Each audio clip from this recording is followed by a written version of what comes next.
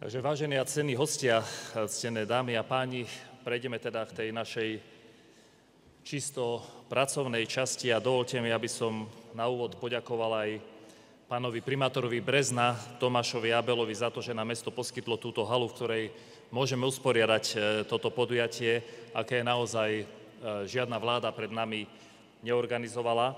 Ten prvý ročník sme usporiadali v Poprade a prvý kongres s komunálnymi lídrami bolo predstavení programového vyhlásenia vlády s dôrazom na rozvoj regiónov. Predstavili sme náš plán, boli tu všetky ministerstvá na celé volebné obdobie a dohodli sme sa, že v diskusii s vami budeme pokračovať, pretože rozvoj regiónov nepotrebuje rezortizmus, ale spoluprácu. Aj preto sme tu, aj preto budete mať možnosť tej druhej časti s nami diskutovať a budú tu zástupcovia všetkých rezortov. Tak ako pred rokom, aj dnes medzi vás prišli ministri. Som veľmi rád, že prišiel aj pán predseda vlády Slovenskej republiky, že prišiel aj líder nášho koaličného partnera vo vláde, pán Andrej Danko, najmä preto, aby sme mohli aj formálne, aj neformálne diskutovať o problémoch a jednotlivé rezorty tu zastupujú aj generálni riaditelia, aj špecialisti, aj úradníci. Je to preto, lebo sme presvedčení, že regionálny rozvoj sa nedá robiť z Bratislavy, musí sa robiť v regiónoch a preto chodíme za vami nielen my, politicky volení predstavitelia, ale aj tí, s ktorými ste v dennodennom kontakte a s ktorými riešite vaše problémy. Dovolte mi, aby som vás pozval aj na novinku. Tu oproti mne v druhej časti sa nachádza stan, kde sme urobili veľtrh príležitostí. Nájdete tam prezentácie viacerých štátnych firiem, aj agentúr, je tam štátny fond rozvoja bývania, je tam SIEA, sú tam mnohí zástupcovia štátnych spoločností a agentúr, kde máte možnosť sa s nimi porozprávať. Keď niečo nefunguje v komunikácii s nimi, tak máte kvalifikovaných zástupcov priamo tu. Využite to, možno vyriešite svoj problém, ktorý vám stojí niekde v štátom spravovanej organizácii a teraz tu budete mať ľudí aj s prezentáciami, ktorí vám povedia aj o čerpaní fondov, o pláne obnovy, o rozličných dotačných schémach, tak využite tú príležitosť a zastavte sa za nimi. Takže dovoľte, aby som začal s krátkou bilanciou za naše ministerstvo, v ktorej potom budú pokračovať moji kolegovia. Prvá dôležitá vec je, keď si spomínate a nastúpili sme, verím, že sme zastavili chaos a odvrátili konkrétne hrozby, pretože aj vďaka dobrej spolupráci s ministerstvom dopravy sa podarilo odklad stavebnej legislatívy, ktorá mala byť platná od 1.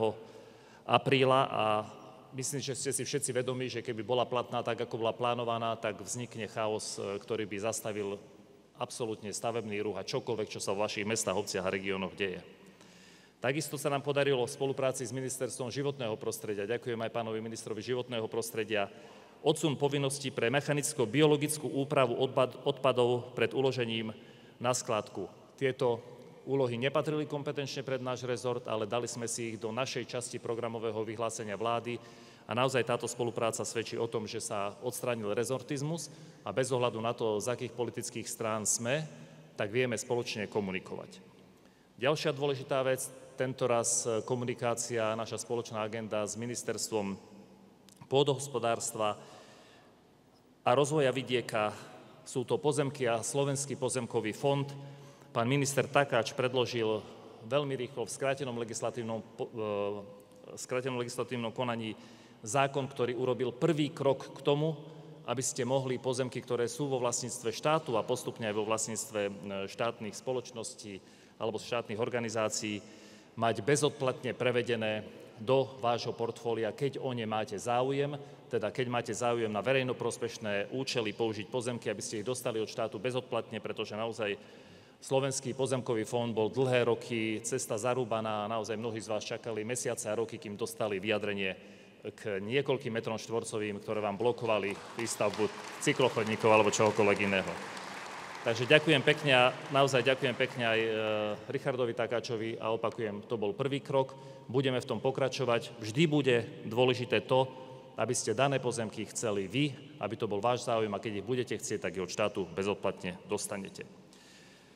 Našou ambíciou bolo naozaj aj ukončiť eurofondovú depresiu, lebo to, čo sme zdedili, boli aj premárnené roky. A poviem tu naozaj len 4 čísla. Keď sme nastúpili na ministerstvo, bolo to po takmer 3 rokoch od začiatku nového programového obdobia, bolo pripravených iba 27 výziev a zazmluvnených iba 5 projektov. Za necelý rok na ministerstve sme vyhlásili 190 výziev a je zazmluvnených 700 projektov. Čiže naozaj verím, že sa nám podarí dobehnúť zameškané a výsledkom bude to, aby ste vy mohli tieto finančné prostriedky používať.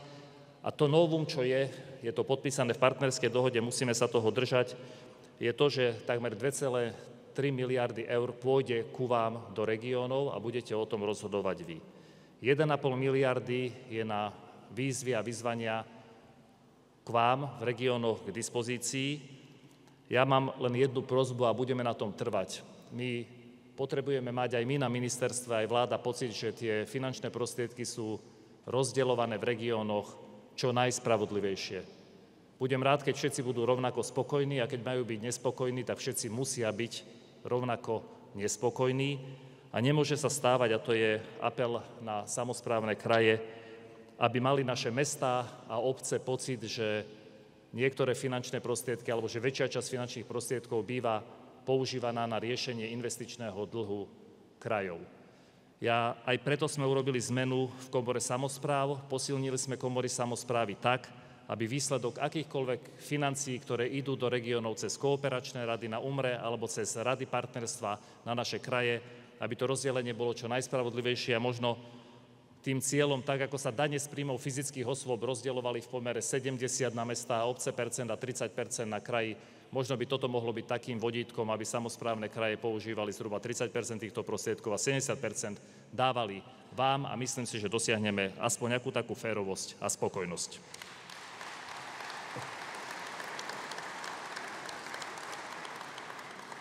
Chcem povedať, že máme kraje, ktoré to tak robia a poviem ešte pár myšlienok. Keď sme nastupovali, sme povedali, že nechceme na našom ministerstve robiť žiadne rozhodnutia bez diskusie a preto od 22.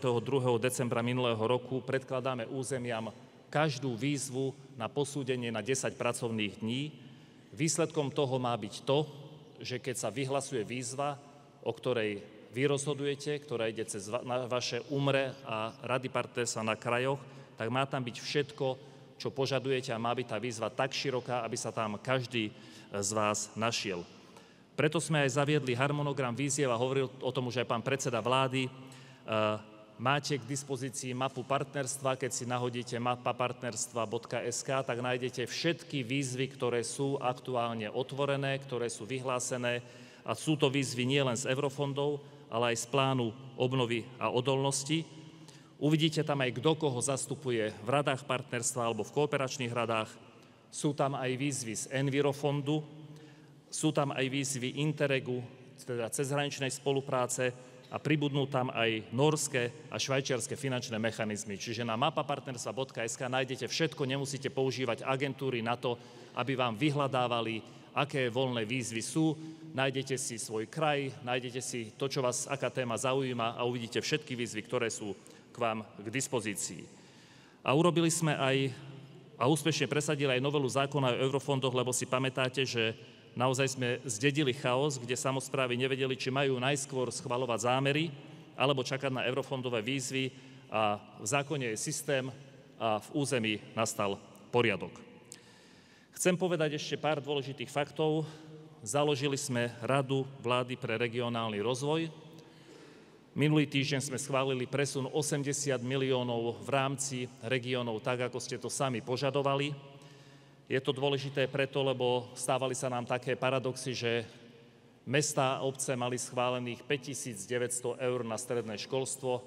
Jednak 5 900 eur na nič nepoužijete a druhá vec, mestá a obce ani stredné školstvo vo svojom portfóliu nemajú, takže snažíme sa pracovať aj s tým, aby sa menili priority eurofondov, prichádza veľká revízia eurofondov a je to celé o tom, aby sme nemali 113 priorit eurofondových, v ktorých sa mnohí neviete nájsť, ale aby sme mali také priority, kde každý z vás bude vedieť vyriešiť svoj problém. Rada vlády pre regionálny rozvoj je o tom, aby sme si všetko vydiskutovali. Tá diskusia je najmä so ZMOSom, s Úniou miest Slovenska a s samosprávnymi krajmi veľmi živá, ale som presvedčený, že prinášame aj riešenia, máme tam aj zástupcov podnikateľov, zástupcov vzdelávacích inštitúcií, teda všetkých, ktorých sa eurofondov týkajú. Chcem sa poďakovať za to, že opäť začali eurofondové vlády. Tu spolupracujeme s úradom vlády na výjazdových rokovaniach a chcem sa naozaj poďakovať, pretože aj návšteva vlády v akomkoľvek regióne prináša riešenia a prináša aj nejakú aj menšiu pomoc pre riešenie bežných problémov našich miest, obcí či krajov. My robíme naše rezortné dni, navštívili sme skoro 2/3 regionálnych združení miest a obcí a verím, že v najbližších 3 mesiacoch stihneme aj tie zostávajúce. Naozaj sa snažíme minimálne 1 až 2 dni stráviť v území, v diskusiách s vami, v počúvaní vašich problémov a hľadaní riešení. No a na to potrebujeme silný mandát a keď hovorím o silnom mandáte, tak sa vám chcem všetkým poďakovať za mandát, ktorý ste nám dali pri zákone o verejnom obstarávaní, pretože toto je jeden z konkrétnych príkladov, že keď sa za nás postavíte, tak my vieme za vás bojovať, pretože zákon o verejnom obstarávaní, som presvedčený, je niečím, čo vám rozväzuje ruky a keď peniaze vlastné, eurofondové, dotačné, grantové alebo akékoľvek máte, tak dokážete to, čo potrebujete pre vaše mesto, obec alebo kraj urobiť, dokážete obstarať. Takže naozaj ďakujem pekne a ja vám dávam jeden veľký potlesk za to, že ste mi naozaj pomohli.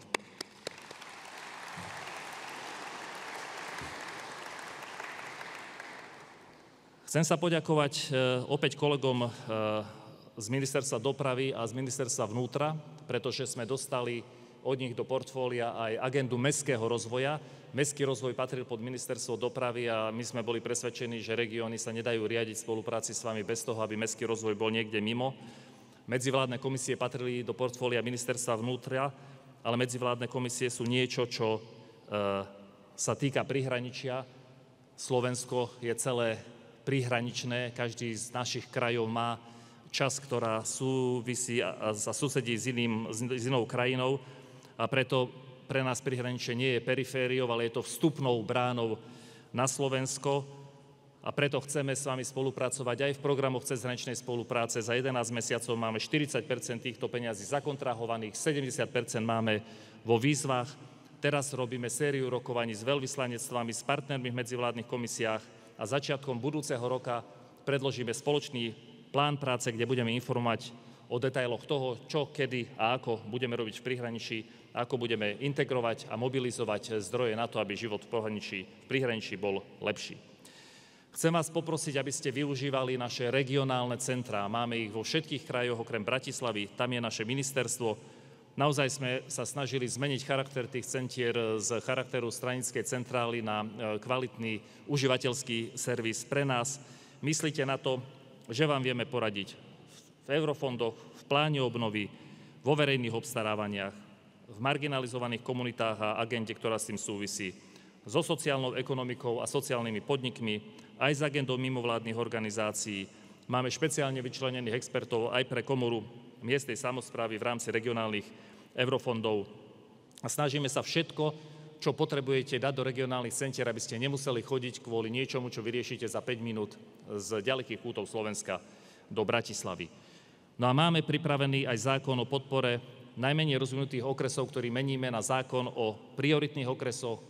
Nebude jediným kritérium iba nezamestnanosť. Sme presvedčení, že na to okres charakterizuje nielen miera nezamestnanosti, ale napríklad aj kapacita škôl či škôlok, zariadenia pre seniorov, počet ľudí odkázaných od sociálnych dávok, pripojenosť ľudí na vodovodu a kanalizácia a mnohé ďalšie. Takže ideme s týmto zákonom preto, aby sme vedeli pomôcť ďalším a ďalším z vás a nájsť zdroje na riešenie vašich dennodenných situácií. Možno ste zachytili výzvu na centra zdieľaných služieb a možno sa vrátim k tomu, čo hovoril aj pán predseda vlády, že keď sa má niečo zmeniť v samosprávach, nemôže to urobiť žiaden úradník na ministerstve ani žiaden politik, musíte to urobiť vy. Centra zdieľaných služieb je podaná ruka smerom k vám. Možno si pamätáte, že za bývalej vlády bola výzva na 11 miliónov eur na centra zdieľaných služieb alebo spoločné úradovne a neprihlásil sa o ne nikto. Neprihlásil sa o ne nikto, lebo tá výzva bola urobená zle. Teraz máte k dispozícii namiesto 11 miliónov 30 miliónov eur, 5 15 miliónov je určené na zriadenie týchto centier alebo spoločných úradovní a druhá polovica na prevádzku aj na platy týchto pracovníkov. Hovoríme to preto, lebo máme centra zdieľaných služieb alebo spoločné úradovne, kde z jedného miesta robíme verejné obstarávanie, stavebnú legislatívu, ekonomiku či mzdy pre mestá, pre naše obce, pre 80 obcí z jedného miesta. A to je presne priestor na to, aby ste nemuseli vynakladať finančné prostriedky na to, čo máte povinné zo zákona, ale aby sme takto túto agendu zdieľali v centrách zdieľaných služieb a vy mohli tých pár eur, ktoré máte na svoj život, použiť na prevádzku a na rozvoj svojej obce. Takže 30 miliónov pre centrá zdieľaných služieb a ja verím, že vám to mnohým pomôže a odľahčí zároveň rozpočty. Vážené dámy a páni, blíži sa rok, odkedy sme na našom ministerstve, ktoré patrí vám. Ja chcem povedať, že pokračujeme ďalej, máme toho pred sebou ešte dosť. Naozaj nám nechýba ani energia, ani túžba. Ja som rád, že mám výborný tím Michala Kaliňáka, ktorý je jeden z vás, Ivana Ivančina, štátneho tajomníka, ktorý má na starosti informatizáciu. Hovorím to preto, lebo aj na stretnutiach s vami hovoríme, že ťažko vás nahovoriť na informatizáciu, keď nemáte v obciach kanalizáciu, čo je pravda, ale aj informatizácia je jednou z častí, ktorú Európska komisia od nás požaduje, takže sme k vám v dispozícii a verím, že keď nemáte všetci číslo na mňa alebo na mojich štátnych tajomníkov, tak máte minimálne na niekoho, kto vie zavolať mne a chcem, aby ste využívali túto možnosť. Naozaj sme vám k dispozícii, chceme vás pozorne počúvať, chceme počúvať vaše problémy a hľadať riešenia. A týmto končím svoj príhovor. Ďakujem pekne a odovzdávam slovo svojmu štátnemu tajomníkovi Michalovi Kaliňákovi. Ďakujem pekne a pekný deň prajem.